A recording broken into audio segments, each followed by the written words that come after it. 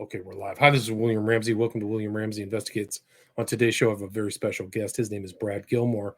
I talked to him back in March, right after the publication of his most recent book, which was titled Bond, James Bond, exploring the shaken and stirred history of Ian Fleming's 007. And you can go back and listen to that on William Ramsey Investigates. But when I asked him on the show for that, he sent me an earlier book that he published back in early 2021. And that title of that book, which you can see here on YouTube if you're on YouTube, is Back from the Future, a celebration of the greatest time travel story ever told. And really a fascinating book. And you can see his enthusiasm for the subject of the movie Back to the Future. And he also did a podcast. So he's very, very extremely knowledgeable about this film. His podcast, Back to the Future, which I will put in the show notes for the podcast as well, has 94 episodes right now. So he's done a lot of legwork, a lot of research into many aspects of this film, its legacy, its impact, all that stuff. But just to do a little bit of bio for Brad Gilmore, he is a writer, television host, and radio personality born and raised in Houston, Texas. He has lent his talents to several projects and organizations, including the CW Network, Movie Trivia, Schmodown, CBS Radio, and ESPN Radio. Since 2012, he has been the host of the Brad Gilmore Show, covering music, sports, and entertainment. And he is the host of, the executive producer of what I mentioned earlier, Back to the Future, the podcast. He's the longest tenured announcer for WWE Hall of Famer Booker T's Reality of Wrestling promotion in Texas, and co-chairs the popular radio show and podcast, The Hall of Fame with Booker T and Brad Gilmore. He's an alumnus of the University of Houston, where he graduated summa cum laude with a degree in communication studies. He's a proud husband, son, brother, and uncle of 7, and tries to make people smile, make his community stronger. So again, we're going to talk about this earlier book he published. Title of it again, really a great book, highly recommended. I learned a lot. Title of the book is Back from the Future, a celebration of the greatest time travel story ever told. So Brad Gilmore, welcome back to the show. Hey, William, thank you for having me. I had so much fun the first time around. I said, hey, man, we should do round 2. Awesome. Yeah. Well, thanks for reaching out. I really appreciate it. I like it when my guests reach out to me and suggest stuff. So I'm really glad to have you back. For people who may not have heard our earlier show, can you do a little bit about your bio, maybe stuff that isn't in the bio that I read, and what led you into really your inquiry and the writing of the book about the subject Back to the Future? Yeah. I mean, I may have said this in our last conversation, but I never had any inclination or desire or want to write a book about anything, really. It started with when I was very young. I saw on All Things, the Disney Channel, this movie, Back to the Future. I'd never heard of it before.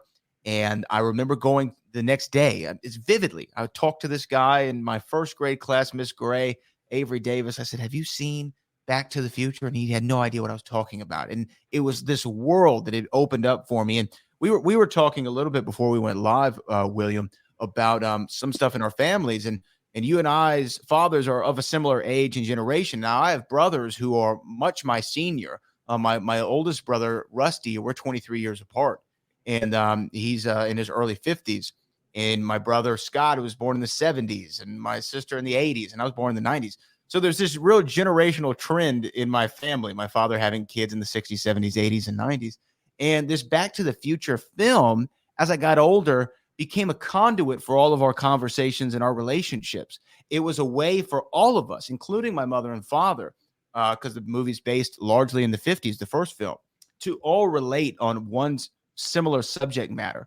So the movies became my absolute fascination. And in 2015, which was a significant year for the films, because this is the year that they traveled to the future in Back to the Future 2, I was doing my Brad Gilmore show, and I said, man, it'd be great to do a retrospective about this movie that dominated my life, because not only did it have a generational component to it, Michael J. Fox, the film star, famously suffers from Parkinson's disease, and it's the same ailment that my grandmother succumbed to in 2016, and I saw her battle it for the better part of 2 decades. So the movie had a lot of personal connections to me, so I thought it'd be great to do a retrospective. I started doing the retrospective and reaching out to people, and next thing I know, I had like 7 or 8 episodes, and I was like, I wonder if there's maybe I should do like a Back to the Future podcast. There's not one out there, so maybe I should just make it a separate feed, and that's where the podcast came from. And after doing it for several seasons, we do our show in seasons, not weekly. I did maybe 4 seasons or 5 seasons, and it got a nice amount of recognition and popularity. And I got to talk to many of the stars in the film, whether they be Crispin Glover, Leah Thompson, Christopher Lloyd, James Tolkien, the creator of Back to the Future, Bob Gale, all these incredible people, Jeffrey Weissman, Don Fullilove, Harry Waters Jr. These are all people from the films. And it was like, wow, I have all these great stories and I've gained all this knowledge about this movie franchise that I didn't expect. And then the publisher, Mango Publishing, published a friend of mine, Ken Knapsack's book called Why We Love Star Wars. And he's actually on the cover of this book with a quote. And he and I talked, and then Mango talked, and they said, well, we'd love for you to do one on Back to the Future. And that led me to talking to you today, William, all these years later. I started working on this book in 2019, I think in July. So we're about 3 years. 3 years after my first words typed on a page for this book. Well, you can see your knowledge of the film is all throughout the book. I mean, you talk a lot about the background of how the film got made. Maybe that's a good place to start. You also make a very bold statement saying that this is the greatest trilogy in the history of cinema. So Yes. maybe you can talk about how the movie started and why you believe that. The movie, and I love origin stories. I've always been the person who, if there's a movie I love or a TV show I love or a book I love, I try to figure out what was the moment of creation. Like, where did the idea come from? Because everything that we look at, whether it be a book, a film, or even a tool of some kind, it goes through 4 steps. First you have to dream it, then you have to draw it, then you have to build it, then you have to test it, right? And for me, knowing where that dream it stage came from is always fascinating to me. And so when I looked into Back to the Future, Bob Gale and Robert Zemeckis was the director and co-writer, and Bob Gale was his co-writer. They had wrote films together. They met in film school, and they had wrote stuff together even for the great Kolchak, The Night Stalker, which was an early favorite of my father's and mine as well. They wrote episodes on that, and they worked a lot with Steven Spielberg, and they had always wanted to do a time travel movie of some kind, and they just didn't know how to get into it. And one day, Bob Gale was visiting his parents and was going through their basement and looking through it and found his father's old yearbook. He starts thumbing through it because he and his dad went to the same high school. Same as me and my mother. We both went to Marabou B. Lamar High School, right, in Houston, Texas. So he's looking through it, and he finds out his dad is the president of his graduating class. And Bob Gale had no idea about this. He had never heard that before. They never talked about it at a family dinner table or a function of any kind. And he's like, wow, that's crazy. I didn't know that about my dad. And then he started thinking about the president of his graduating class and how much of a, for lack of a better term, a-hole he was. And he was like, I never want anything to do with that guy. And that is where we got to the dream it stage. He said, I wonder if my dad and I went to high school together, if we would have been friends. And that was where the moment came from. And then he went back and he told Robert Zemeckis the story, and they figured out how they were going to tell this time travel tale. They were going to have a kid go back in time and go to school with his parents and find out they weren't anything like he thought that they were. And that was kind of the beginning of it. And it went through several drafts. They started writing it in 1981 when it was Professor Brown, and there was a pet monkey named Chimp instead of the dog that we know of Einstein.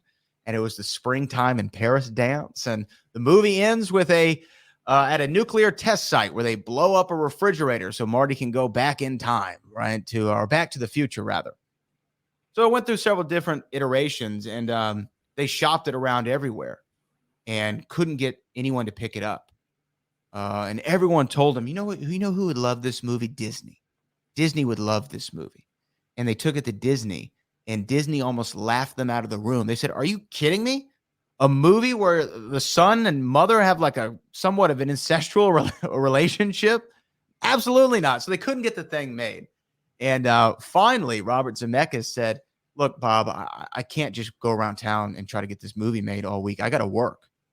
And Bob understood. And Robert Zemeckis said, the next script that comes by, it's halfway decent, I'm going to direct it. Because if we get a hit, well, then it changes around town. The talk around town changes. and that script was Romancing the Stone, and Michael Douglas and Kathleen Turner. And of course, that movie was a big hit in the early 80s. Very Indiana Jones-esque, if you will, the kind of pulp thriller through the jungle. And it was a big hit, and then kind of the floodgates opened. So they went back to the one guy who had always stuck by them, and that's Steven Spielberg. And it was the first movie at Amblin Productions not helmed by Steven Spielberg to be produced. That's fascinating. And they were friends before. They had these two guys, Zemeckis and Gale, were from the Midwest, right? And I think you see that sensibility through this film. It's much more optimistic, maybe, than some other films. But they wrote 1941 together for Spielberg, right? So they had this relationship. And they wrote I Want to Hold Your Hand. And there was a couple Spielberg movies that they did that they weren't successful. Like, and I think that's the great thing about Steven Spielberg is we all, of course, we look at him as, for lack of a better term, the GOAT when it comes to directing, one of the greatest to ever do it. And he gave us all these huge hits. But after Jaws and Close Encounters, he didn't have a string of just great films critically or commercially for that matter. People were kind of saying, oh, maybe he just, was a one and done or maybe a two film kind of guy. Because I Want to Hold Your Hand or 1941 or any of these kind of movies, they weren't huge hits. 1941 wasn't huge, but it's actually super fun to watch, I think. Right? Look, you're talking to a guy who loves the sequel to Fletch. I like movies that might have questionable quality at times, but so they went back to him though because they said, look, this guy had done so great for us, and with 1941, and of course Zemeckis did I Want to Hold Your Hand, but they didn't do well, so they said let's go back to him though. Let's go back to Steven Spielberg and let's make this movie Back to the Future, and Universal Studios greenlit it. With a very strict timeline, like if you can't make this movie in this amount of time, we're going to cancel the project, and that's where they started in their production of the film. And there were some questions about who was going to be the central character. Mm-hmm. There's this character. The story of Scheinberg. Some of the changes he made were good, I think, but there's a very interesting exchange between Scheinberg and Spielberg. Can you talk about that? Yeah, of course. So Sid Sheinberg was head of studio, and he had notes. He said, I think the main character's name should be Lorraine Baines, and my mother's name, I think his wife's name was Lorraine, and I think that we should make him Dr. Brown instead of Professor Brown, and we can make him like a doc, could be what you call him. Let's change it from Springtime in Paris to The Enchantment Under the Sea. Let's give him a Einstein instead of the pet monkey. So he had great suggestions. But the one that he said is the only thing that I really don't like about the movie is I don't like the title, Back to the Future. It doesn't make any sense. How can you go back to the future? It just didn't make logical sense for him. So he said, I think the perfect name of this movie, the perfect name that will get everybody out to the theaters is Spaceman from Pluto. And people listening or watching might say, why would that be the perfect name for the movie? Well, the comic book that one of the young man is holding when Marty crashes through Old Man Peabody's barn, he's holding a comic book that says Space Zombies from Pluto. And so Sid Sheinberg had it in his head that Spaceman from Pluto, that's the title. That's the title. And the producers and Steven alike really didn't know how to say, your idea is kind of stupid to the guy who's writing the checks, right? So Steven Spielberg wrote him a letter that I actually put in the book, and he just talked about, hey, we got such a big laugh out of your note this morning. It all just made our day. It really set us on the right mood. And he said, I sent it to him, and we never heard again about the title. That was the beginning and end of Spaceman from Pluto. And it became an element of kind of cinema lore, right? Is like probably one of the worst title offerings ever. Wasn't it in some other movie you mentioned? It was the House with the Clock in Its Walls is the name of the movie. If I remember right, it was a Jack Black movie that came out a few years ago. And there's a scene where this kid's arriving by bus, and on the marquee of the movie theater in which the bus parks in front of, it says now playing Spaceman from Pluto. It's kind of this legendary, because Back to the Future is a phenomenal title. And it's now we look at it as one of the great, not only movies of all time, one of the great titles of all time. Everyone knows Back to the Future. And it kind of does sum up the movie in the title. So why you would call a time travel movie about a kid going to meet his parents, Spaceman from Pluto? I don't know really where he's going with that one. Yeah, he probably just realized, okay, you're right. This isn't that great of a name change. But there were problems with the production, right? There was a schedule. They did a good job with the music, but there kind of was another piece of kind of cinema lore was switching somebody out during the filming, right? So for those of you maybe not that well versed in filmmaking, I mean, a movie back in the 1980s, you're going to spend, maybe 3 months, probably good 3 months shooting. Because things weren't really done with CGI back then, and a lot of practical effects. So as far as your shooting schedule, it's probably gonna be 3-4 months, right? And they had this green light to make the movie, but they had to do it in a certain amount of time. So their first choice for the main character, Marty McFly, was Michael J. Fox. They thought, man, he's on Family Ties. He's perfect. He's got this comedic sensibility. He's a little bit of a teen heartthrob. Guys will think he's cool. Girls will think he's cute. He can play this really well. But he wasn't available because of Family Ties. And the producer of Family Ties and creator Gary Goldberg said, absolutely not. Michael's not available. So they had to move to their next choice. They auditioned several individuals. Ben Stiller was auditioned. You can actually see his audition on YouTube. It's up there now. You can watch him audition for the part of Marty McFly. Several big name actors. Robert Downey Jr. came in. I mean, Charlie Sheen read for Marty McFly. There were all these different people who came in. And then they went with Eric Stoltz. Eric Stoltz had done a movie called Mask. It was really widely critically regarded as a very great performance, a dramatic performance. But they thought he's got this good look. We think he can pull it off. And look, they weren't sold all the way on him, but they thought, I can make this work. And I don't know how much of that is the overconfidence of a young filmmaker.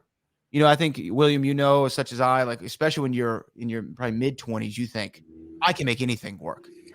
I can do anything, okay? No is not in my vocabulary.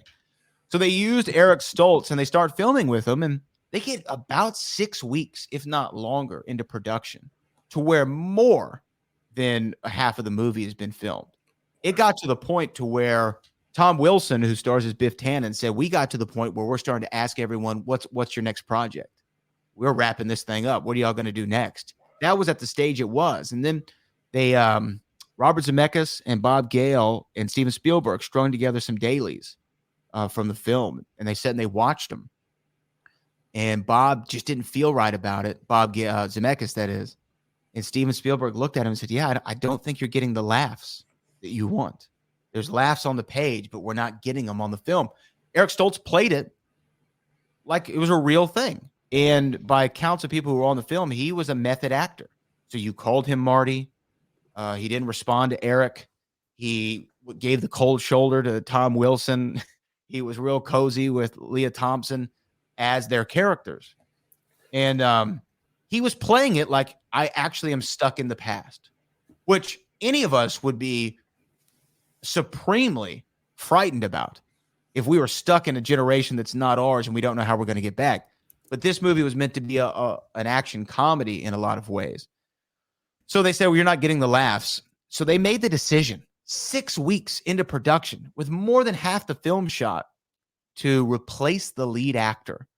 It's not like they're replacing Goldie Wilson, who just says, Mayor, I'm going to run for mayor, right? They're replacing the lead actor in the film. And they called everyone to the set late one night, and they made the announcement that we've fired, for lack of a better term, Eric Stoltz. And they went back to Gary Goldberg and said, we need Michael J. Fox. He's perfect for this role. And Gary said, look, I will give him the script. If he likes the script and understands that Family Ties will always come first, you have to shoot this around our schedule. If you all are okay with that, I'll let him do it. So they said, all right. And Gary Goldberg gave Michael J. Fox a manila envelope with the script in it. And he said, hey, Steven Spielberg and Bob Zemeckis are doing this movie called Back to the Future. They want you to star in it. I want you to take this home and read it. If you want to do it, you can do it, but you have to shoot around the Family Ties schedule. Michael J. Fox picked up the manila envelope, threw it back down on Gary Goldberg's desk, and said, it's the best script I ever read. So without reading a word from it, he agreed to the project, and then they ended up reshooting all that they could and put together Back to the Future. And it was released July 1985, right? So that was July the the 3rd. release date. Mm-hmm. July 3rd. And it was one of the biggest, if not the biggest movie of the year, right? That's what it was the biggest movie of the year. Number one at the box office, the top grosser, fan favorite, number one for several weeks on end, worldwide. It was just a massive hit. And I think it Back to the Future hits in every way that you want it to. It's got great gadgets. It's got great characters. It's got great story. There's no plot holes. It's no like, well, I don't understand why this happened or why that happened. Every line of dialogue that is written or every line of dialogue that is said has a payoff to it. I mean, we're talking about from Old Man Peabody wanted to breed pine trees, and the mall is called Twin Pines Mall in his honor. And then Marty runs over a pine tree when he goes back to 1955. He comes back to 1985. It's called Lone Pine Mall. So everything in the film leaves you satisfied. And that's what I felt when I saw it in the year 2000. That's what audience felt like in 1985. Just a complete fun ride. And it was the biggest hit of the movie. And the movie ends with a cliffhanger, right? Of Marty, something's got to be done about your kids. We got to go to the future. And then that's where they hit the line, roads. We don't need roads, which President Reagan even made mention of in his State of the Union address. But that was not meant to set up a sequel. That was just meant to be a joke to end the movie on. And then obviously we got two more Back to the Future films. Right. And you mentioned in your book, this was kind of the era prior to film franchises. So it was interesting because a lot of things changed as far as people in the film and their approach changed from the first to the second and third, right? Yeah, absolutely. This was not where you go into a movie like the Marvel Cinematic Universe, where you know we're going to make 4 or 5 Thor movies, or we're going to make however many Iron Mans or Captain Americas. They didn't sign all these actors to long-term contracts. They didn't even know if this movie would be well received. When it became the biggest hit, like studios do, they say, we want another one. And so Bob and Bob went together and they said, okay, we'll do another one so long as Michael J. Fox agrees and Christopher Lloyd agrees. Those were their main two they wanted. They wanted to get as many people back as they could. But as long as we have those two, we can make a story happen. And so they started going back to everyone. And of course, everyone says yes, yes, yes. You know, Tom Wilson says yes. Leah Thompson says yes. And then Crispin Glover was a different story. And I even make mention of it in the book. I don't want to get into too much of the gossip of it because there is a little bit of a he said with why Crispin wasn't returning. Bob Gale says he made outrageous demands as far as salary goes. Crispin Glover said he didn't like how the first movie ended and how it was more of a commercial ending, saying that money equates success. So he wasn't interested in pursuing that again. No one really knows. I mean, it happened 37 years ago. Like, who knows, right? But yeah, they had to end up recasting him with Jeffrey Weissman in that movie. But they wrote a script, and they called the script Paradox. And when they took it to the studio said, this is way too long for one movie. What if we split it into 2? And then they shot Back to the Future 2 and 3 simultaneously, which had been done before to varying degrees of success. They shot, of course, Superman 1 and 2 together, but Donner was fired midway through the Superman 2, and there was that whole drama. But this was the first time that they'd really set up a franchise, and it was both movies were equally successful. Right, and it just, I mean, this is one of those movies people watch over and over and over again, and it created this fan base, right? I mean, including your podcast, people you've talked to, but you go in one of your chapters about they had the whole, Future Day in Virginia. Can you talk about that and what that's like? Future Day was a wild celebration for all of us in Back to the Future world. I mean, October 21st, 2015 is, of course, the day that they travel back or they travel forward in time for the first time in the franchise. And we got to see what we thought maybe 2015 would look like. So we all loved a lot of the celebrations that happened, whether that be USA Today publishing the actual newspaper from the movie as the front cover. You could go into any newspaper stand and it was the USA Today from Back to the Future. There were celebrations where people recreated all of Hill Valley, the fictionalized town in California from the films. Both Marty and Doc in character appeared on the Jimmy Kimmel show and made fun of 2015 reality versus what was in their movies. It was a joyous day. It was a lot of fun to see all. And what's great is when you're a fan of something, you talk about it all the time, but it's great when something like that happens and everybody is talking about it. 2015, and especially that day, was so much fun.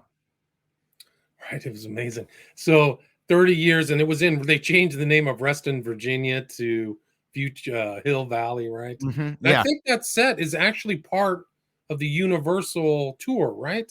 Yes. Yeah, they shot the movie on the Universal backlot. That's where the movie was shot. The sets were built there, and the clock tower is in the heart of the backlot in the Universal Studios tour. So now people actually from all over the world travel to see the Back to the Future clock tower, and many people. It's become a very popular destination for people to propose to one another and for big engagements or big moments and celebration. People want to do it where Marty and Doc were able to harness the lightning bolt and send the DeLorean back to the future. And it's become, there's a lot of things in this film that, I mean, you go into a chapter too about the technology and even the DeLorean. They've just become symbolic, I mean, of this film, right? John DeLorean actually wrote Bob a letter saying, thank you for keeping my dream alive. Because, if you know anything about the DeLorean Motor Company from the 80s, they had the DMC, and then there was the whole drugs thing with John DeLorean, and then they went bankrupt. And the DeLorean, though, wasn't even the original time machine. I made allusion to it earlier in our conversation. It was supposed to be a refrigerator. The time machine was supposed to be a refrigerator. The only actual reason they changed it for two reasons. One, the end sequence was going to be too expensive to film, where you blow up a refrigerator in a nuclear test site. And two, they were actually worried about kids locking themselves in refrigerators thinking that they're time machines. There was a lot of worry about that. Not as much attention put to kids holding onto the back of Jeeps while skateboarding, but the refrigerator thing was an issue. So they made the change to the DeLorean, and at one point Ford came to him and said, "Would you make it a Mustang?"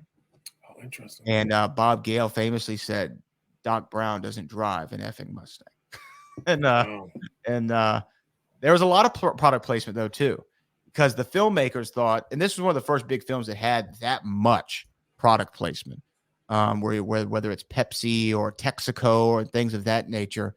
And they did so because the filmmakers and the production crew thought, what better way to show a passage of time than through logos that everyone's familiar with? I know what Coca-Cola looks like now. Oh, look, they must be in the past because the logo looks a little bit different. It looks older. The bottle is shaped different, or Pepsi or whatever. And so there was some product placement through that. But the DeLorean has become synonymous with Back to the Future, more so than a car that people drive. People want a DeLorean because they want a time machine. And where I am in Houston, there's a neighboring city called Humble, Texas. And that's actually where the DeLorean Motor Company headquarters is. It's still going. They do mainly repairs, but later this year, they're going to unveil their new all-electric DeLorean that they plan to bring to market. So, wow, it's pretty fun. Yeah. And that's the advent of this with these doors that Tesla copied, right? The Gull wing doors. Gull wing. So there's a lot in there, and they put in a lot of Easter eggs, and like you said, logos, a lot of different things are in that film, right? It's crazy, William. Even after I published the book, I had the second movie on it a couple months later, and I'm watching it, and I was like, oh wow, I never realized the logo, because in the part two, the courthouse, which is the city hall where the clock tower is, has been changed to a shopping mall. And I never put together that the logo of the shopping mall was a clock with a lightning bolt hitting it. Oh, wow. I watched this movie maybe 100 times, and that's not an exaggeration, and never picked up on that. And that really adds to the rewatchability of the films. Is it somebody like me who's gone literally with the microscope and looked at every frame? Still, I can find things in there that I didn't see before. That's amazing. Yeah. I mean, and then you also kind of give credit to the villain. You actually say some very bold statements in this book. Not only the best trilogy, you're up against Godfather, so you could get in real trouble in certain circles. But I respect your boldness in making that statement. But you also say that Biff is really one of the great villains. I think he is. I think Biff Tannen, as portrayed by Tom Wilson, is the greatest villain, because a villain, in my opinion, should have no redeeming qualities.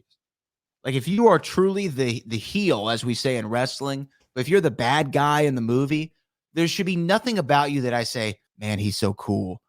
Oh man, I know he's a bad guy, but look what he did this. That was a pretty cool moment, right? And I feel like with a lot of villains, there's the cool moment. I mean, in the Dark Knight film with Heath Ledger as the Joker, there's as many notable lines from the Joker as there is from Batman. You almost think the Joker's a little bit cooler than Batman at certain instances.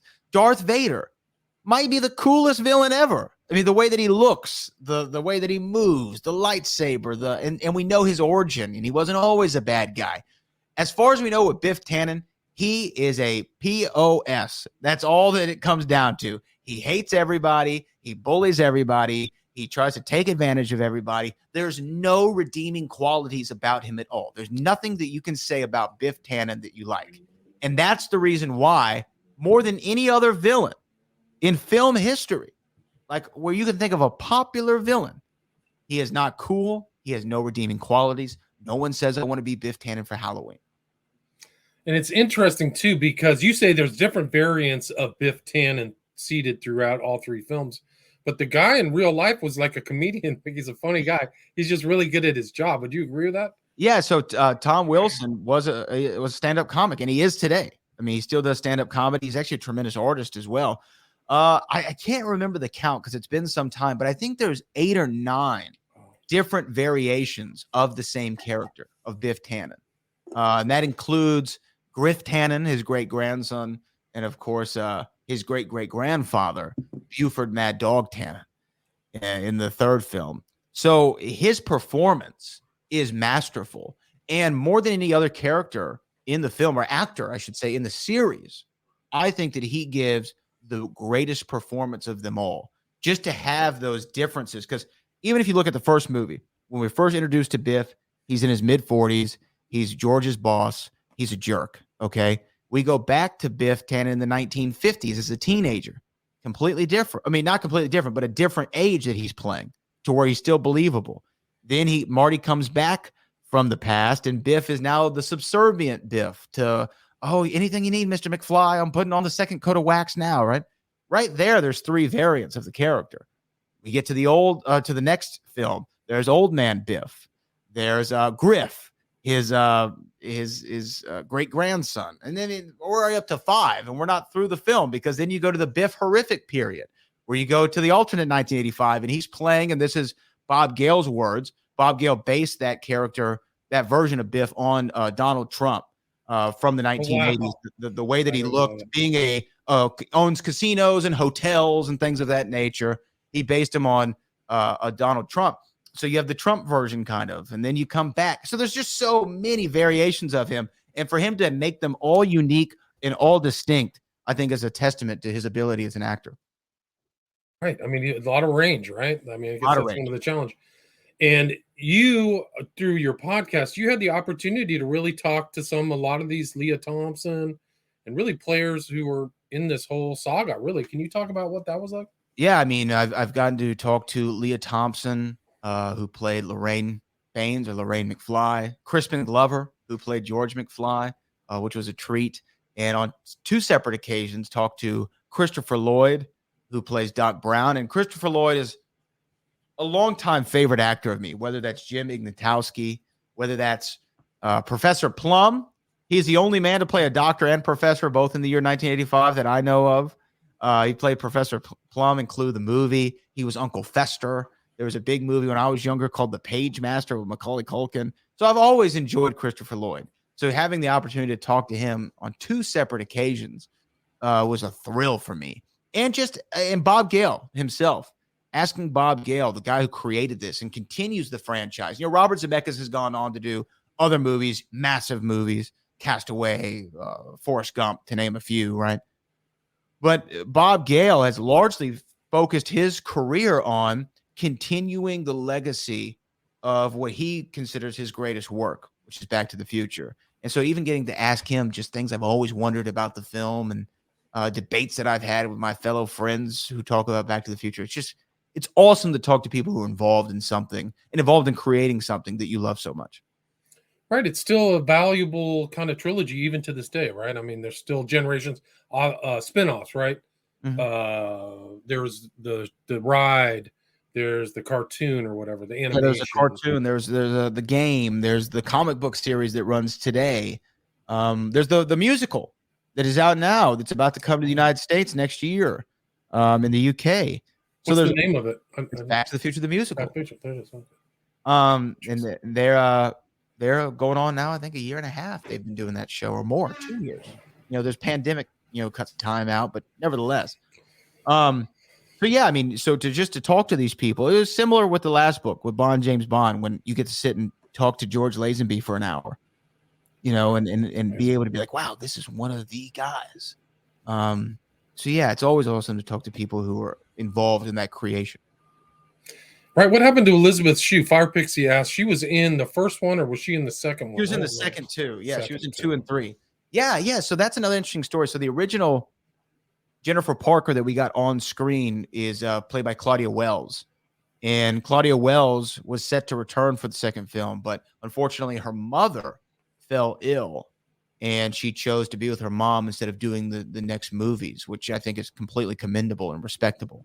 And so they replaced Claudia Wells with Elizabeth Shue. And Elizabeth Shue just coming off The Karate Kid, so obviously a well-known in Adventures in Babysitting. So well-known face, but it had a very small role. If you actually go back and look at it, most of the second film and the third film, she's like passed out in an alley or on a bench. Not a lot of dialogue for her, but she took the role and people remember her for it. She's in a great series. I mean, that's a great opportunity, I would think. And there's a lot of really interesting character actors seated and vignettes seated throughout those 3 films too. Like you actually have a full chapter on some of these characters, right? Otis Peabody. Yeah. Otis Peabody, who is the proprietor of the Twin Pines Ranch, whether that be Mayor Goldie Wilson, who is always a fan favorite, Marvin Berry, who was the band leader for Marvin Berry and the Starlighters, the cousin of Chuck Berry, according to Back to the Future lore. Of course, Vice Principal Strickland, played by James Tolkien, who was also in Top Gun in 1985. Had the privilege of talking to him on the podcast. So many great ones. And a lot of people, if you're a fan of the films, a lot of people call him Wallet Guy. So there's a lot of just great side characters that I always love asking people, like, who's your favorite side character in Back to the Future? And character actors are plenty, and just really also they nailed the casting. And on every other role, and so it's kind of surprising they dropped the ball on Marty a little bit, but every other role they nailed it. I mean, they had auditioned Jeff Goldblum and Eddie Murphy famously for Doc Brown, but Christopher Lloyd was the only pick. You kind of may take it at least as a topical view. You take it for granted, but those guys really were great. Christopher Lloyd's amazing. And he's so really good. Yeah, really good. He's so good in everything that he's in, and he kind of plays a similar level. I mean, he played Doc Brown, and these were his words, is constantly in crisis. And that is how you feel like Doc Brown is. He's constantly, great Scott, something's going on, the space-time continuum, or whatever, right? And he just had a great take on the character, being the mad scientist, but not too cliche, but enough of what we wanted, Right, and a lot of those words have now entered into the common parlance, right? Space-time, all these things from the movie, like people use them. Flux capacitor. Flux capacitor. Right? 1.21 gigawatts, Right. 88 miles per hour, right? Don't they have to hit a certain speed. 88 miles per hour. Where we're going, we don't need roads. Heavy, Great Scott. So many. There's so many quotables that people use all the time. Brad, we are at 40 minutes. Is there anything you'd like to add or anything I missed before we wrap this up? There's a lot more in this book, a lot of details. You've included some of the conversations you've had on your podcast in here, so you can read along kind of with some of the interviews you've done. I mean, what else would you like to add? Yeah, no, I mean, I really appreciate the time as always. The paperback edition is the expanded one that has the interviews with cast and crew. If you want to check that one out, I'll say listen to the podcast, because the podcast again is an extension of the book and was the origin of the book. And we are now in season 9, and I'm still finding people who are involved in the movies, who people who have a I don't know, just want to talk. Like, one of the things that I did is sometimes we'll take a detour, and there's a line in the movie where Marty is asking his future grandfather, hey, do you know where Riverside Drive is? And he says, yeah, Riverside Drive, that's a block past Maple. And Marty goes, block past Maple? That's John F. Kennedy Drive. And his grandfather responds by saying, who the hell is John F. Kennedy? Right? Because this is 1955. They don't know in less than 4 years this man's going to be the president of the United States. So on the podcast, we even had Dan Abrams on, who wrote a book about Kennedy's Avenger and the whole case with Lee Harvey Oswald and the man who shot him, Jack Ruby. So sometimes we'll go off the beaten path and we'll talk about things that have a periphery connection to Back to the Future. Didn't Abrams just publish that book? I thought I came across it. It was within the last couple of years. Maybe like a year ago, Yeah. or maybe 8-9 months ago, something around there. Fairly recently. Fairly recently. He's another guy who just cranks them out. But so I have him on. I'll have my parents on to talk about what do they remember about the 1950s? What was it like growing up then? What are similarities that you connected with in the movie? So if you like Back to the Future and you want to go ahead and learn more about it and just have fun on a weekly basis, definitely check out the podcast. Right, so there's a lot. So you're on season 9, Back to the Future, the podcast, right? That is correct. And like I said, we've already had a great season thus far, and more is coming down the pipe. Right. And you have this in audiobook as well, right? So people can get the book and listen along to it as well, right? Yeah, a friend of mine, Joe Hempel, he actually did the reading of the book. Another Houston, Texas resident, he read our James Bond book as well. So it's on Audible. You can order it on audio CD. You can get this on paperback, hardcover. It's available in multiple formats. I just want to give a big shout out to Mango Publishing, because this is the first time I'd worked with them. They took a big swing on me, if you will, and I got to write a book about the greatest film trilogy ever made. All right, there's no one can debate it. And if they want to debate with you, how can they reach out to you? Email, website, social media? Yeah, you can reach me on all social media at Brad Gilmore. That's Facebook, Twitter, Instagram. You can find me there. You can check out the YouTube channel, the podcast. You can send me an email at bradgilmore@can'twaitforever.com, or you can go to theboatbradgilmore.com. Gotcha. And again, the book that he just published in late 2021 or mid 2021 is Back from the Future, a celebration of the greatest time travel story ever told. Author's name again is Brad Gilmore. So Brad, thanks so much for your time. Appreciate it. I appreciate it, William. Thank you so much. Right, take care. Stay there.